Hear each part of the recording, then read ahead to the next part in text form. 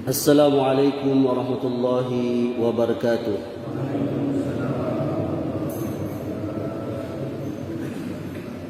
Alhamdulillahi hamdan katsiran tayyiban mubarakan fih kama yuhibbu rabbuna wa yarda. Wassalatu wassalamu nabi rahmah wa ala alihi wa sahbihi wa man ittaba'ahum bi ihsanin ila yaumiddin wa ba'du. Ayahanda dan ibunda serta saudara dan saudariku, jamaah salat subuh Masjid Baitur Rahman Timur Indah yang saya cintai dan saya muliakan. Alhamdulillah, kita bersyukur kehadirat Allah Jalla wa Ala.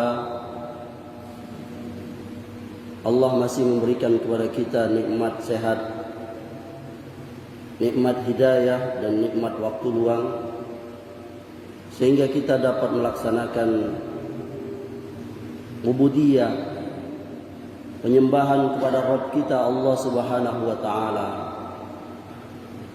Dan setelah salat subuh ini, sebagaimana biasa di masjid yang kita cintai ini, kita jamaah tidak langsung pulang ke rumah, akan tetapi kita duduk sejenak mendengarkan penyampaian ceramah, firman-firman Allah, wahyu Allah dan sabda Nabi sallallahu alaihi wasallam. Sebagaimana doa yang diajarkan oleh Nabi sallallahu alaihi wasallam yang disunnahkan kita membacanya ba'da salat subuh. Allahumma inni as'aluka ilman nafi'an wa rizqan tayyiban wa amalan mutaqabbala. Salah satu yang kita minta adalah ilmu yang bermanfaat. Bahkan Allah Subhanahu wa taala di dalam kitabnya yang mulia telah mengajarkan kepada Nabi kita sallallahu alaihi wasallam, bahkan ini adalah diajarkan untuk kita semua. Allah memerintahkan kepada Nabi untuk berdoa kepada Allah, Rabbi zidni ilman. Tuhanku, wahai Tuhanku, tambahkanlah ilmu untukku. Jadi seorang mukmin dia harus berilmu. Yang membedakan kita dengan kaum-kaum di luar kita, orang Islam, adalah ilmu. Seorang muslim harus mendasari semuanya berdasarkan ilmu.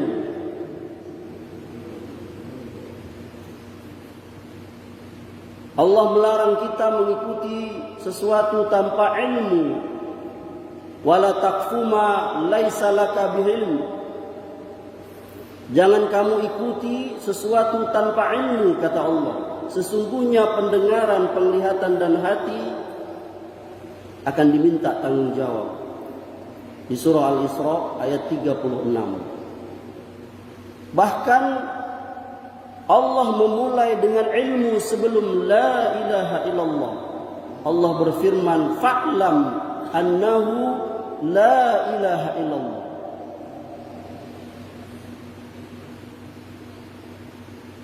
Maka ketahuilah, ya, ketahuilah berarti berilmu bahwa tidak ada ilah yang berhak diibadahi dengan benar melainkan Allah.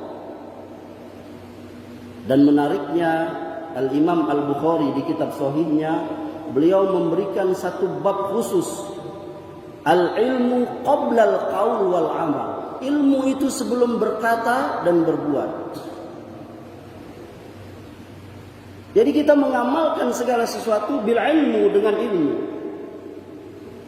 Dan itu adalah salah satu yang akan abadi.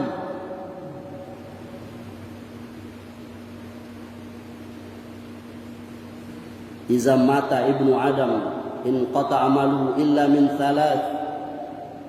Semua anak Adam itu, kata Nabi SAW dalam satu riwayat yang dikeluarkan Imam Muslim, semua anak Adam itu apabila mati putus semua amalnya. Illa min thalas, kecuali 3, dan salah satunya adalah al-ilmu yuntafa, ilmu yang bermanfaat. Apabila, ini kaedahnya, apabila Al-Quran dan hadis menyebutkan kata-kata ilmu, maka yang dimaksud ilmu di situ adalah ilmu agama.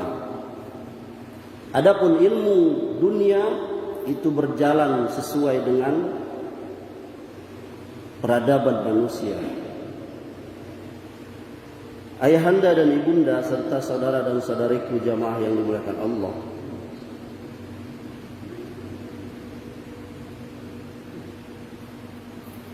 apabila kita kaum muslimin ditanya dengan satu pertanyaan, di mana Allah?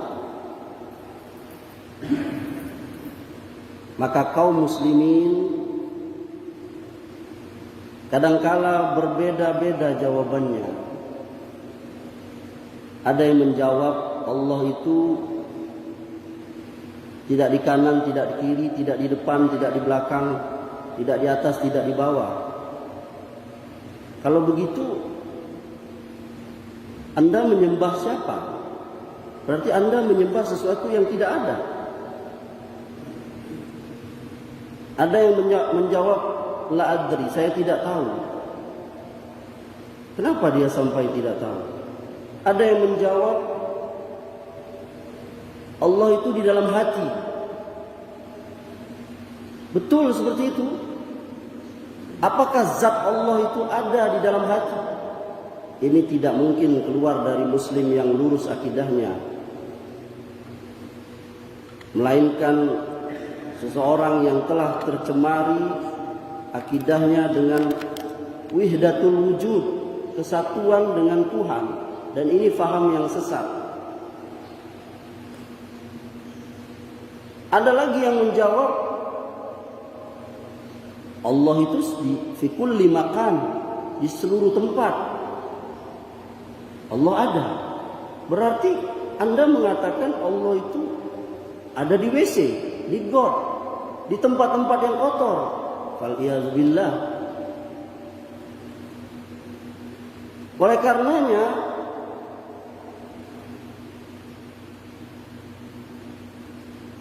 judul kita pada pagi hari ini adalah Aina Allah? Di mana Allah? Di dalam agama kita, Allah Subhanahu wa taala memberitahukan apabila kita berbeda pendapat tentang sesuatu,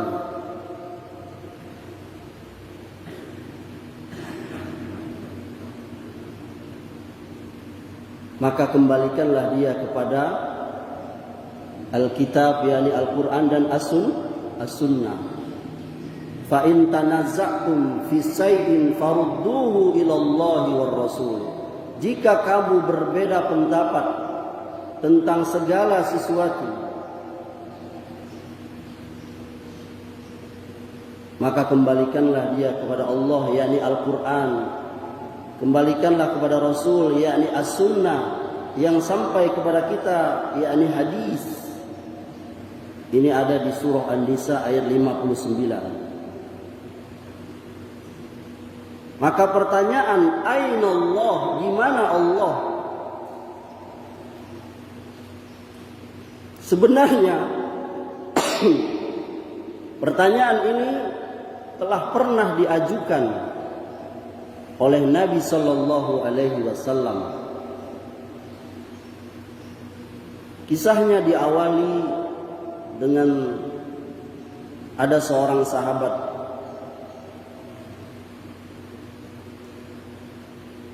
yang bernama Muawiyah bin Abi Hakam As-Sulami. Muhammad bin Hakam, Muawiyah bin Hakam As-Sulami. radhiyallahu anhu, semoga Allah meridhai beliau. Beliau punya seorang budak wanita yang dia beri tugas, yakni menjaga kambingnya, dombanya itu. Suatu ketika budak wanitanya ini yakni teledor dan semacamnya, sehingga hewan gembalaannya itu yakni dombanya itu dimakan oleh serigala.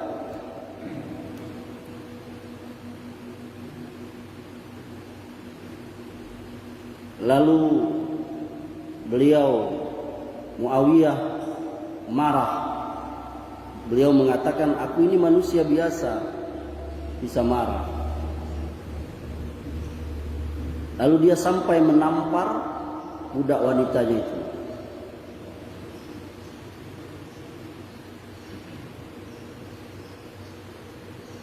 Dan dia merasa menyesal. Lalu dia bertanya kepada Nabi Shallallahu Alaihi Wasallam. Inilah para sahabat itu ya. Tidak ada satu persoalan ya yang mereka hadapi dalam hidup dan kehidupan mereka, apapun itu, baik yang baik atau yang buruk, yang terjadi mereka mengadukan kepada Nabi Shallallahu Alaihi Wasallam.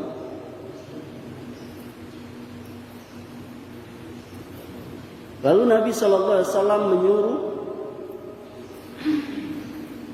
untuk menghadirkan budaknya itu ke hadapan beliau Shallallahu Alaihi Wasallam.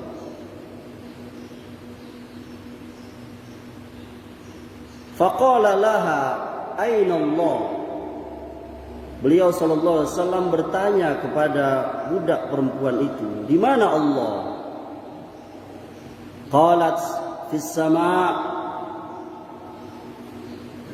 Budak wanita itu menjawab, di atas langit. Fis sama', di atas langit. Qala man ana. Rasulullah berkata lagi, siapa saya? Anta Rasulullah, engkau adalah utusan Allah. Qala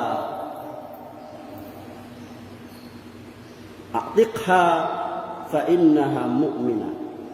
Maka Rasulullah pun menjawab, bebaskan dia Muawiyah, merdekakan dia, karena sesungguhnya dia seorang mukminah, yakni perempuan yang beriman. Hadis ini dikeluarkan oleh jamaah ahli hadis, Imam Malik, Imam Muslim, Abu Dawud, Nasai, Ahmad, Darimi, Imam Abu Dawud, Ibnul Jarud, Imam Baihaqi, Imam Ibnu Khuzaimah, Ibnu Abi Hasim, Imam Al-Lalikai, dan lain-lain dari para ulama ahli hadis di kitab-kitab hadis mereka.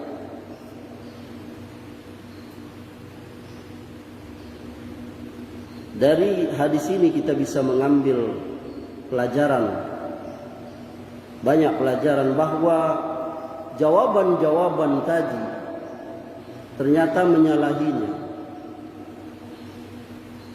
Bahwa yang benar apabila kita ditanya di mana Allah, maka jawabannya adalah fis sama', Allah di atas langit. Dan ini menjadi sunnah, yakni boleh seseorang bertanya di mana Allah, dan hendaklah orang yang ditanya menjawab fis sama', di atas langit.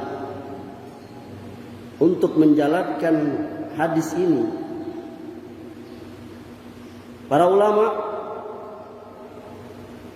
menjelaskan tentang hadis ini. Beberapa di antaranya semisal Al-Imam Az-Zahabi di kitabnya Al-Ulu, satu kitab yang memang membahas tentang ini. Beliau berkata, Demikianlah pendapat kami bahwa setiap orang yang ditanya di manakah Allah, dia segera menjawab dengan fitrahnya, Allah di atas langit. Dan kata beliau, di dalam hadis ini ada dua masalah. Yang pertama, disyariatkannya perkataan atau pertanyaan seorang muslim di mana Allah. Yang kedua, jawaban orang yang ditanya, Allah di atas langit. Dan beliau mengatakan, maka barang siapa yang mengingkari dua masalah ini, pada hakikatnya dia telah mengingkari Al-Mustafa, yakni Nabi sallallahu alaihi wasallam.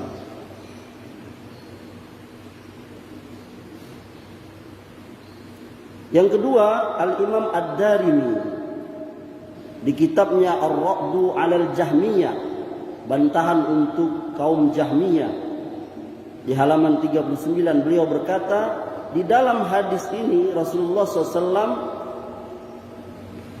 terdapat dalil bahwa seseorang apabila tidak mengetahui sesungguhnya Allah Azza wa Jalla berada di atas langit, bukan di bumi, berarti dia atau tidaklah dia seorang mukmin. Kemudian beliau lanjutkan, tidakkah engkau perhatikan bahwa Rasulullah SAW telah menjadikan tanda keimanan budak perempuan tadi, bahwa dia mengetahui sesungguhnya Allah berada di atas langit. Di dalam pertanyaan Rasulullah SAW kepada budak perempuan itu, di mana Allah?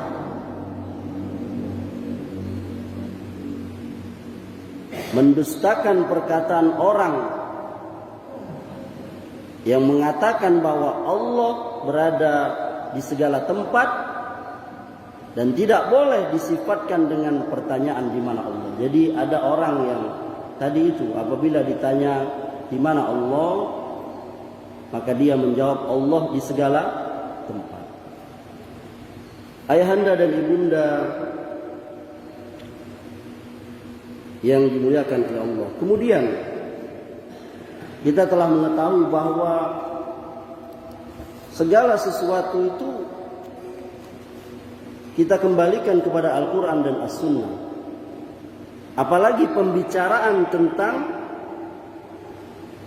Allah, yakni zat yang maha gaib, kita tidak akan mengetahuinya melainkan dari Al-Quran dan As-Sunnah. Oleh karenanya di dalam Al-Quran pertanyaan tadi dengan jawaban tadi, di mana Allah, yakni Allah di atas langit, itu ada di dalam Al-Quran. Karena sesungguhnya Allah Subhanahu wa taala telah menyebutkannya, yakni Allah berada di atas langit, bersemayam istiwa di atas arasnya, sebagaimana yang dia Allah firmankan di dalam 7 tempat di dalam Al-Quran itu.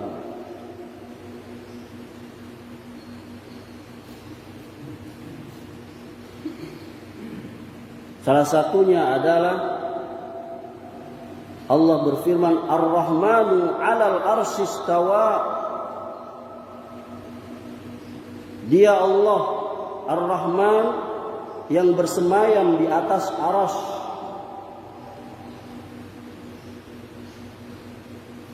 Dan di surah Al-A'raf ayat 54, di surah Ar-Ra'd ayat 2, Al-Furqan ayat 59, As-Sajdah ayat 4, dan di surah Al-Hadid ayat 4, di surah Yunus ayat 3, Allah Subhanahu wa taala berfirman, "Tsumma stawa 'alal 'arsy." Kemudian dia bersemayam di atas arsy. Dari ayat-ayat ini yang telah kita sebutkan tadi, Ini menjadi dalil yang tidak terbantahkan, di mana di dalam ayat-ayat ini Allah Subhanahu wa taala dengan tegas dan pasti menyatakan bahwa Dia istiwa, yakni bersemayam di atas arsy. Sedangkan arsy itu di langit.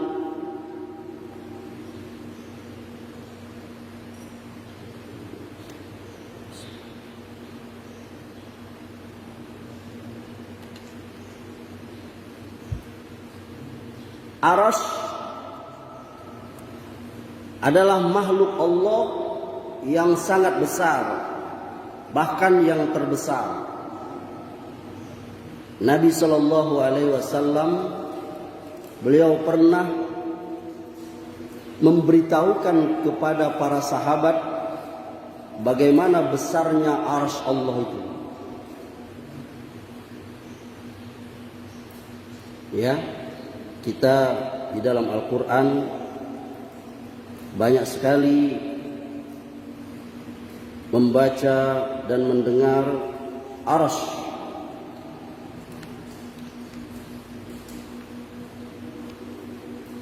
Semisal di dalam surah Al-Buruj ayat 15, Dzul Arsyil Majid, yang mempunyai arsy yang lagi maha mulia, Zi quwwatin inda zil arsyil makin, yang mempunyai kekuatan, yang mempunyai kedudukan tinggi di sisi Allah, yang memiliki arsy. Surah At-Takwir ayat 20.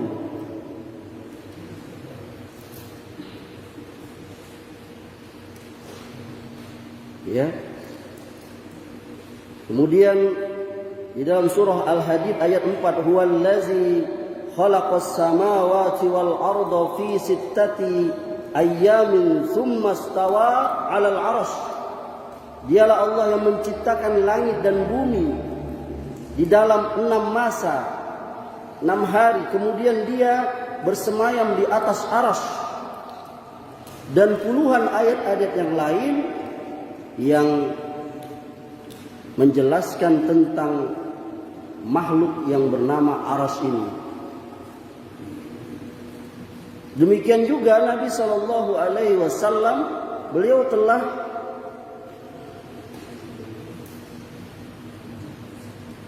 menerangkan tentang arsy ini. Banyak hadis-hadis yang menjelaskan tentang arsy ini, jamaah. Semisal hadis dari Ibnu Hatim yang beliau meriwayatkan sanadnya itu dari Jabir radhiyallahu an, bahwa Rasulullah SAW beliau pernah bersabda, kata beliau, aku diizinkan untuk memberitahukan kepada kamu tentang malaikat yang memikul arsy, bahwa jarak antara daun telinga dan lehernya itu adalah sejauh 700 perjalanan burung terbang. Hadis ini sahih, dikeluarkan oleh Al-Imam Abu Dawud. Dan juga sebagaimana yang dijelaskan oleh Al-Imam Ibnu Katsir dalam menafsirkan surah Al-Haqqah ayat 17, jamaah. Allah berfirman, wa yahmil arsya rabbika fawqahum yawma izin samaniyah. Dan pada hari itu, kata Allah, 8 malaikat menjunjung arsy Rabbmu di atas mereka.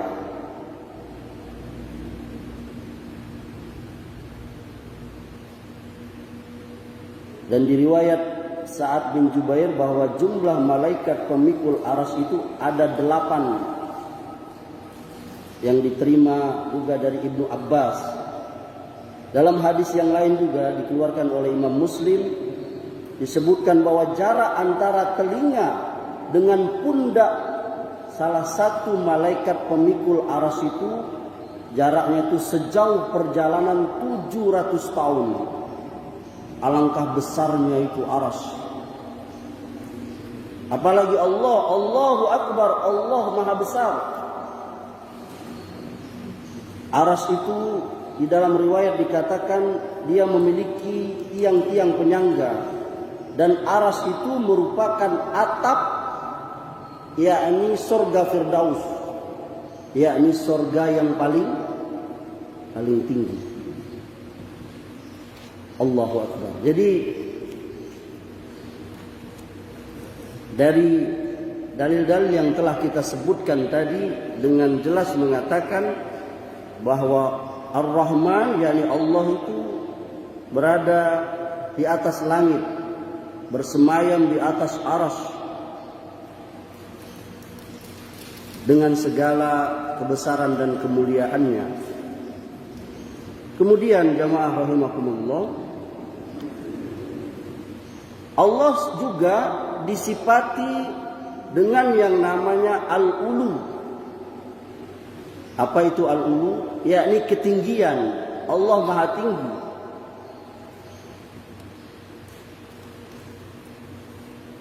Dan ini menunjukkan akan keberadaan Allah di atas arsy itu, yakni Allah disifati zatnya itu yakni Maha Tinggi. Sebagaimana pada awal surah yang kita hafal itu, hampir semua kita hafal, yakni di surah Al-A'la ayat 1, Sabbihisma rabbikal a'la. Sucikanlah nama Tuhanmu yang Maha Tinggi. Allah juga berfirman di surah An-Nahl ayat 1 juga, Subhanahu wa ta'ala amma yusyrikun. Maha suci Allah dan maha tinggi dari apa yang mereka persekutukan. Begitu juga di surah Ar-Rum ayat 27. Walahul mathalul a'la fis samawati wal ard. Dan baginya bagi Allah lah sifat yang maha tinggi di langit dan di bumi. Di surah An-Nahl ayat 60 juga Allah berfirman, walillahil masalul a'la, dan milik Allah lah sifat yang maha tinggi. Dan ayat-ayat yang lain yang menyebutkan bahwa Allah itu yakni memiliki sifat maha tinggi. Kemudian jamaah rahimakumullah, terkadang Allah Subhanahu wa taala menyebutkan tentang ketinggian Allah ini dengan lafaz fis sama. Tadi kita telah menyebutkan. Allah berfirman di surah Al-Mulk ayat 16, Aamintum man fis samai ayyakhshifa bikumul arda fa idza hiya tamur. Kata Allah, apakah kamu merasa aman terhadap Allah yang ada di atas langit, bahwa dia akan menjungkir balikkan bumi bersama kamu sehingga dengan tiba-tiba bumi itu berguncang. Surah Al-Mulk ayat 16. Ini ayat tegas sekali menyatakan bahwa Allah itu di atas langit. Dan juga Allah juga ada menyebutkan jamaah dengan lafaz al-fauqiyah. Semisal di dalam surah Al-An'am ayat 18. Allah berfirman, wa huwal qahiru fawqa ibadih wa huwal hakimul khabir. Dan dialah yang maha berkuasa di atas sekalian hamba-hambanya. Dan dialah yang maha bijaksana lagi maha mengetahui. Surah Al-An'am ayat 18. Kemudian banyak sekali ayat-ayat tentang menunjukkan akan keberadaan Allah itu di atas langit. Sebagaimana yang kita tahu tentang nuzul Quran, yakni turunnya Al-Quran. Kalau turun itu ayahanda, itu dari mana turun? Dari mana? Dari atas ke bawah. Ini menunjukkan Allah itu di atas sana. Allah menurunkan wahyunya Al-Quran kepada Jibril, menyampaikan kepada Nabi Muhammad. Ini menunjukkan bahwa Allah itu di atas sana. Ya. Sebagaimana yang Allah sebutkan di dalam Al-Quran, semisal di surah Al-Mu'min ayat 2. Tanzilul kitabi minallahil azizil alim. Diturunkan kitab ini, yakni Al-Quran, dari Allah yang maha perkasa lagi maha mengetahui. Ya subhanallah. Alangkah banyaknya dalil-dalil dari Al-Quran yang menegaskan keberadaan Allah di atas langit itu, jamaah. Sampai para ulama mengatakan lebih dari 1000 dalil yang menunjukkan akan keberadaan Allah di sama, di atas langit sana. Kemudian kita lanjutkan dalil dari hadis, dari sunnah.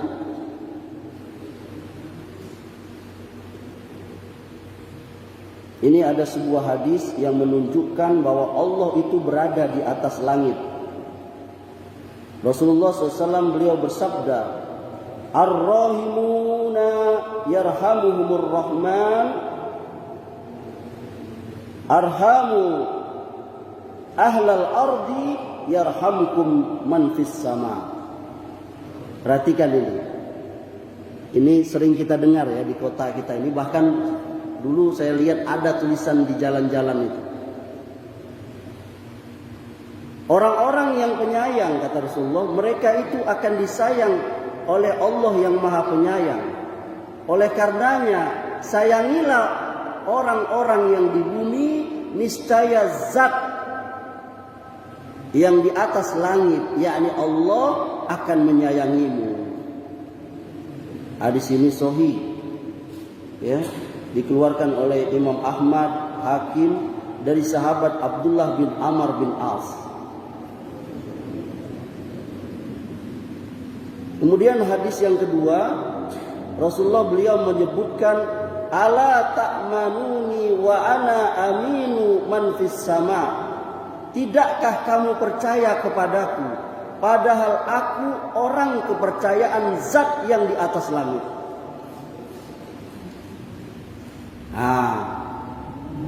Ini hadis dikeluarkan oleh Imam Bukhari. Ya, juga Imam Muslim dan Ahmad dari sahabat Abu Sa'id Al-Khudri. Kemudian ada hadis juga yang menyampaikan kepada kita, kata Rasulullah, silih berganti datang kepada kamu malaikat malam dan malaikat siang, dan mereka berkumpul pada waktu sholat subuh dan sholat asar. Kemudian naik malaikat yang bermalam dengan kamu. Lalu Tuhan mereka bertanya kepada mereka, padahal ia lebih tahu bagaimana keadaan mereka sewaktu kamu tinggalkan hamba-hambaku. Mereka menjawab, kami tinggalkan mereka dalam keadaan sholat, dan kami datang kepada mereka dalam keadaan sholat. Yang selanjutnya, ini hadis ibu-ibu pasti hafal ini, atau minimal pernah mendengar. Kita juga yang suka sholat tahajud, sholat malam, insya Allah pernah atau sering mendengar hadis ini. Hadis itu berbunyi, Rabb kita, yakni Allah, turun ke langit dunia setiap malam di sepertiga malam yang akhir, dan berfirman, barang siapa yang berdoa kepadaku akan aku kabulkan. Barang siapa yang meminta kepadaku, ia pasti aku beri. Barang siapa yang memohon ampun kepadaku, niscaya aku ampuni. Ini hadis dikeluarkan Bukhari, juga Imam Muslim, ya. Bisa dilihat di kitab sarahnya Fathul Bari tentang penjelasan hadis ini. Dua minimal pelajaran dari hadis ini, jamaah, menegaskan bahwa Allah itu setiap sepertiga malam turun ke langit dunia, dan dia mengabulkan permohonan yang kita minta. Yang kedua, bahwa sepertiga malam itu adalah waktu yang sangat ijabah. Hendaklah kita semua memanfaatkan waktu itu, karena Allah Subhanahu wa taala turun ke langit dunia dan dia berkata, siapa yang meminta kepadaku pasti aku kabulkan, dan barang siapa yang minta ampun kepadaku pasti aku ampunkan. Oleh karenanya sifat dari orang-orang yang bertakwa itu mereka rajin sholat malam. Ayat yang kita kenal itu, wa minal laili fatahajjad bihi nafilatan lak asa ayyab'asaka rabbuka maqaman mahmuda. Dan pada sebagian malam bangunlah kamu untuk sholat tahajud sebagai ibadah tambahan bagimu. Mudah-mudahan Allah mengangkat kamu ke tempat terpuji. Subhanallah, ini setegas-tegas dalil. Alangkah ruginya kita tidak memanfaatkan waktu itu dengan baik, ya. Kemudian dalil dari perbuatan Nabi, jamaah. Ini menunjukkan bahwa Allah itu fis sama, di atas langit, istiwa di atas arasnya, yakni perbuatan Nabi Mi'raj.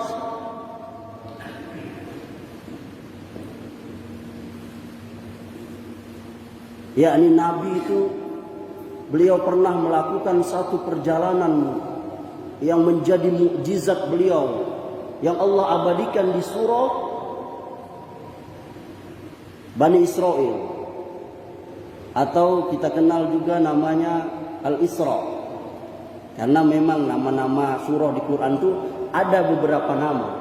Ada beberapa nama surah itu dia memiliki beberapa nama. Seperti surah Al-Fatihah itu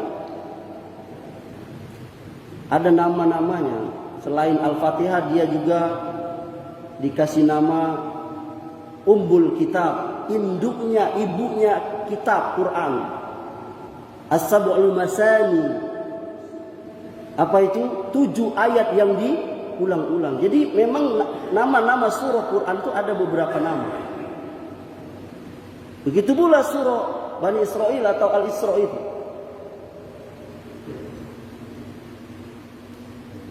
Subhanallazi asra bi'abdihi lailan minal masjidil haram ilal masjidil aqsa allazi barakna haulahu linuriyahu min ayatina. Maha suci Allah yang sudah memperjalankan hambanya dari al-masjidil haram ke al-masjidil aqsa. Ini mukjizat. Kemudian tidak hanya Isra berjalan di malam hari, tapi Mi'raj, yakni Nabi SAW naik ke atas langit. Sebagaimana hadis yang ayahanda ibunda tahu, kisah perjalanan Isra Mi'raj Nabi yang diulang-ulang para penceramah itu. Di langit pertama Nabi bertemu dengan Nabi ini, di langit kedua seterusnya, 3, 4, 5, 6, 7, sampai Nabi ke Sidratul Muntaha. Sampai Nabi masuk ke dalam surga, masuk ke dalam neraka. Lihat, dikasih tahu, ditemani oleh Jibril. Namun ketika menghadap kepada Allah, Jibril tidak sampai pada tempat itu. Nabi sampai. Itulah yang kita kenal salah satu, yakni perintah sholat 5 waktu itu. Itu peristiwa Mi'raj. Dan di sini kita mengetahui bahwa Al-Aqsa itu tempat yang mulia. Karena dia disebutkan di dalam Al-Quran. Lailam minal masjidil haram ilal masjidil aqsa. Dan kita tahu sekarang Al-Aqsa, Palestina itu sedang akan dihabiskan oleh orang Yahudi, laknatullah. Seorang muslim harusnya tergerak hatinya untuk membela itu dengan apa yang kita bisa, jamaah. Karena Al-Aqsa itu adalah milik kita, karena Allah Subhanahu wa taala menyebutkannya di dalam Al-Qur'an. Kemudian dalil selanjutnya adalah dalil fitrah. Tadi kita sudah menyebutkan dalil Quran, hadis. Saya tidak menyebutkan perkataan sahabat, banyak sekali yang menunjukkan Allah di atas langit itu.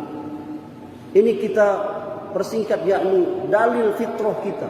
Coba ayahanda, kalau kita berdoa itu, kemana hati kita itu cenderung? Karena memang dalil ketinggian Allah itu tidak butuh dengan dalil dari dalil nakli. Hanya cukup dengan dalil fitrah seseorang. Makanya kita sering dengar perkataan orang awam, nggak pernah ngaji, nggak pernah baca Quran, nggak pernah baca hadis ayat tadi. Dia berkata apa? Aku takut sama yang di atas. Maksudnya itu Allah. Ini setegas dalil. Fitrahnya itu. Coba kita lagu berdoa itu ayahanda. Kemana kecenderungan hati kita itu? Walaupun kita sujud, hati kita itu menuju ke atas. Karena memang Allah fitrahkan itu. Apalagi sebagian orang kalau berdoa, dia mengangkat tangannya. Sebagaimana Nabi pernah berdoa, sholat istisqa, mengangkat tangannya, Rob. Sampai terlihat putih ketiaknya itu. Berdoa, bermohon pada Allah. Ini fitrah. Bahkan orang kafir pun dia punya fitrah ini. Sampai pemain bola yang jelas-jelas kafir, habis dia mencetak gol, apa dia bilang? Dia ucap sambil melihat ke atas langit, thanks God, thanks God. Bahkan orang yang membantah tentang keberadaan Allah di atas sana, itu kadang-kala dia membantah mulutnya saja, tapi perbuatannya nggak bisa dia bantah. Kenapa? Karena ketika dia menyebut nama Allah, otomatis jari telunjuknya nunjuk ke atas. Maka ayahanda, ibunda, sebagian kita sering berfoto, tahu? Saya suka foto juga. Sering selfie, sering foto dengan jari kayak begini. Ini satu menunjukkan Allah itu Esa Ahad. Yang kedua menunjukkan Allah di atas. Allah Akbar, ya kan? Coba tanya ke hati apa? Coba tanya kepada orang yang mengatakan Allah di mana-mana itu. Pernah nggak dia doa? Atau dia menunjuk Allah? Hati. Tidak bisa dia bantah fitrahnya itu. Kalau kita tanya anak-anak kecil yang masih bersih apa? Hatinya itu masih bersih dari dosa itu. Di mana Allah? Spontan dia menjawab. Minimal dia menunjuk ke atas. Allah di atas. Allah di atas. Maka judul sinetron yang mengatakan Allah di mana-mana itu keliru. Bahkan itu menyimpang. Semoga ceramah singkat ini yang sepertinya malam subuh ini serius ya. Dan alhamdulillah ini saya lihat jamaahnya, saya pikir ini ceramah serius. Pada nyimak gak nih nanti? Pada tidur. Subhanallah serius. Saya pikir suka ustadz yang lucu-lucu aja. Ternyata ustadz serius, ustadz yang serius pun jamaah masjid Baitur Rahman ini, masya Allah. Nyimak nih. Subhanallah. Semoga akidah yang saya sampaikan pada kesempatan subuh kali ini dapat kita pahami dan kita yakini dalam kehidupan sehari-hari bahwa Allah itu zatnya fis sama, di atas langit, alal arsy istiwa di atas ayat, di atas arasnya itu. Barangkali cukup sampai di sini. Ada ingin yang meluaskan dengan menambahkan atau ingin ada yang bertanya perihal apa yang saya sampaikan atau ada hal lain yang perlu ditanyakan, silahkan. Fadhol.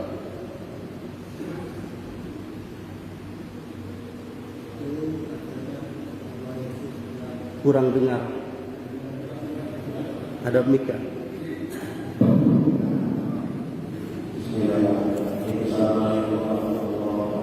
Waalaikumsalam.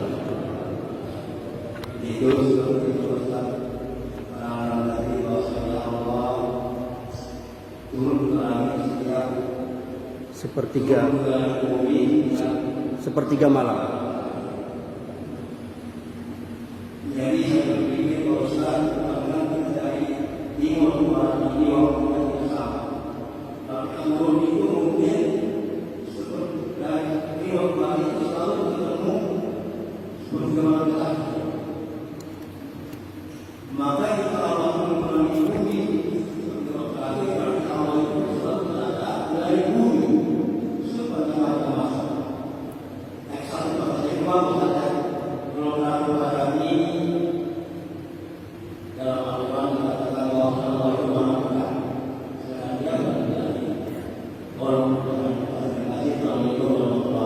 Waalaikumsalam. Ini pertanyaan bagus sekali. Berarti ayahanda menyimak. Ustaz, tadi Ustaz katakan bahwa Allah itu turun secara hakiki ke langit dunia sepertiga malam yang akhir. Sementara dunia ini bulat. Sekarang kita udah siang, berarti Allah itu di langit dunia terus, gak naik-naik ke. Inilah karena kita nggak tahu kaedah dalam memahami sifat Allah itu ayahanda. Sebenarnya pengajian ini panjang sebenarnya. Jadi salah satu kaedah yang para ulama sebutkan dalam memahami dan mengimani nama dan sifat Allah itu, yakni kita dilarang tasbih, yakni menyerupakan Allah dengan makhluk. Jadi Allah itu turun beda dengan kita turun. Kesalahan kita tadi, yakni kita mengatakan, loh, kalau Ustadz bilang tadi Allah turun sepertiga malam, kan di Amerika subuh, di Indonesia ini, nanti subuh di Indonesia Allah turun. Itu berarti kita sudah menyamakan Allah dengan makhluk. Sedangkan kaedah di dalam, salah satu kaedah di dalam memahami nama dan sifat Allah itu, yakni tidak boleh kita menyamakan sifat Allah itu dengan sifat makhluk. Mana dalilnya Ustaz? Dalilnya adalah ayat Quran. Laisa kamislihi syai'un wa huwas samiul basir. Dia tidak sama dengan sesuatu. Allah Maha mendengar, Maha melihat. Dalilnya walam yakul lahu kufuwan ahad, dan tidak ada yang sama, yang setara dengan Allah. Jadi kalau kita mendapatkan sifat-sifat Allah di dalam Al-Quran, di dalam hadis, tidak boleh kita samakan dengan kita. Itu kaedahnya ayahanda. Contoh, Allah itu ada, kita ada, sama namanya ada, tapi apa sama hakikatnya? Jawab, sama? Tidak. Karena Allah itu ada tanpa ada awal dan akhir. Allah mendengar, kita mendengar. Allah melihat, kita melihat. apakah sama penglihatan Allah dengan penglihatan kita? Pendengaran Allah dengan pendengaran kita? Sama? Jawab. Tidak. Jangankan Al-Khaliq, yakni Allah pencipta dengan makhluk. Sesama makhluk saja beda pendengarannya. Pendengaran kita dengan pendengaran kucing. Penglihatan kita dengan penglihatan kucing. Sama? Beda. Kucing nengok tengah gelap. Bisa. Itu sama-sama makhluk. Sesama kita aja manusia, beda penglihatannya. Ada yang bisa nengok jauh, ada yang tidak bisa nengok jauh. Ada plus, ada minus. Apalagi, dan Allah itu maha segala. Jadi apabila Allah itu disifati dengan satu sifat, maka salah satu kaedahnya ayahanda, yakni tidak boleh kita menyerupakan Allah dengan makhluk. Kita dalam kaedah memahami sifat-sifat Allah itu cukup mengimaninya dan tidak boleh menyamakannya dengan makhluk. Seperti Allah, Nabi SAW mengatakan, mengabarkan kepada kita bahwa Allah itu nuzul, turun sepertiga malam yang akhir.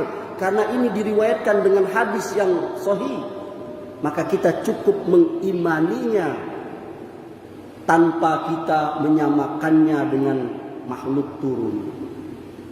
Dan juga tidak boleh kita, ini kaedahnya ya, banyak sebenarnya kaedah dalam memahami nama dan sifat Allah. Kaedah selanjutnya nggak boleh takyif. Apa itu takyif? Yakni bertanya, macam mana Allah turun itu? Nah ini nggak boleh. Ini kaedahnya. Cukup kita tentu luas sekali pelajaran ini sebenarnya. Mungkin ustadz yang lain dalam bidang ini, akidah ini, menjelaskan. Karena memang telah terjadi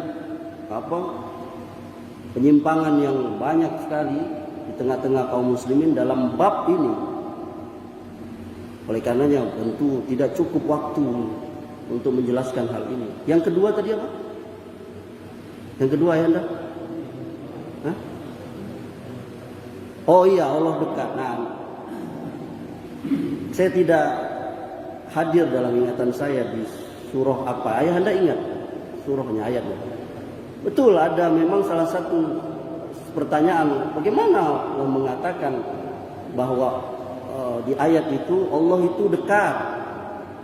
Misalnya di dalam surah Al-Baqarah ya, wa iza sa'alaka ibadi anni fa inni qarib ujibu da'watad da'i iza da'an falyastajibu li wal yu'minu bi la'allahum yarshudun. Di surah Al-Baqarah ya, Allah mengatakan, apabila hambaku bertanya kepadamu Muhammad tentang aku, katakanlah aku dekat. Apa maksud dekat di situ? Para ulama menjawab, yakni bukan zatnya Allah itu dekat, tetapi ilmu Allah itu, yakni Allah zatnya di atas arsy, tapi ilmu Allah atas segala sesuatu. Begitu pula tadi ayat yang ayahanda sebutkan, yakni Allah itu lebih dekat dari urat lehermu. Itu nanti coba ayahanda lagi. Saya maaf tidak hadir dalam ingatan saya ayat dan surah itu, tapi itu sebelum ayat itu atau sesudah ayat itu Allah ada menjelaskan tentang dua malaikat, yakni raqibun atid. Maka mereka yang dimaksud atau dia yang dimaksud di ayat itu adalah raqibun atid, dan kami lebih dekat padamu dari urat leher. Yani maksudnya ada raqibun atid. Wallahu taala a'lam. Begitu ayahnya. Cukup?